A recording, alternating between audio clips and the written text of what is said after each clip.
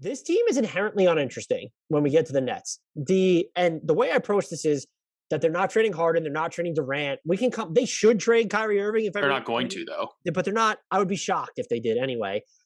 You're not trading Joe Harris. He's injured, and I know he had a slow start to the year. I still think he's important, but his injury I think makes it not impossible, but very unlikely you're going to trade him. Patty Mills has become way too important, and so after him, your next highest paid player. I just named their 5 highest paid players is Bruce Brown Jr., who has an implicit no trade clause and earns under $5 million. After him is Javon Carter at 3.7. And so I think you can talk yourself into the Nets needing a bunch of things. They've gotten a lot of mileage out of a very slapdash front court. Like a Marcus Aldridge is shooting the hell out of long twos. Nicholas Claxton's back. They've gotten really good minutes from James Johnson. Blake Griffin's out of the rotation. Paul Millsap is sparingly used. So it's like a mishmash up there, and you have Bruce Brown Jr. to be sort of your pseudo big. They're playing DeAndre Bembry. So I think that also means, especially with their reliance on Cam Thomas, they need wings as well. And so I just went with just some cheapo wings that wouldn't cost anyone through basically Bruce Brown Jr. Like he would still be on your roster after this. I have Justin Holiday, who's going to be mentioned a lot here because the Pacers, the report per The Athletic, we should get that out of the way, was they're ready to blow it up. They kind of denied it. They said they talked to their players and said that wasn't necessarily the case. And look, they have a top 10 net rating outside garbage time. They're just pretty far under 500.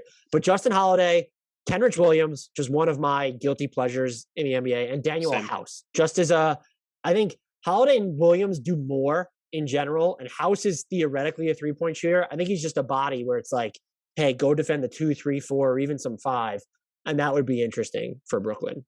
Those aren't splashy additions. And by the way, the Nets defense is 11th in points allowed per possession.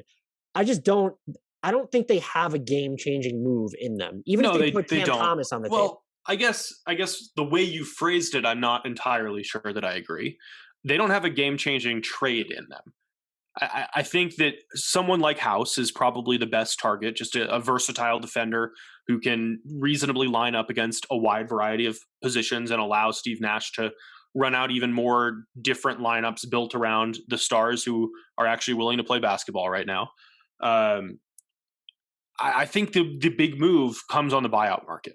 Like just as we saw last year when they acquired more veterans, like we're going to see somebody who gets bought out and wants to go play for a contender. And you know that Brooklyn is going to be functioning as such when the buyout market is in play. So I don't think we see any moves at all from this team. But if there are, House is a reasonable target. Just an easy to acquire pseudo veteran who can be plug and play on the defensive end. Well, someone like Holiday is good for them because it could be a 2-for-1 where then you open up your roster spot to use on the buyout market, because that's going to have to, I don't think they have a roster spot right now unless my sheet is wrong. I do not have them as having a roster spot. So that's something that they're going to have to consider. And just to speak to kind of their need on the wings or even the front court, like David Duke Jr. on a 2-way just saw minutes for them in part because of the availability. But I just think the Nets need wings, which someone needs to sign James Ennis. Unless there's like an injury we don't know about here, I cannot believe James Ennis remains unsigned. But let's move on.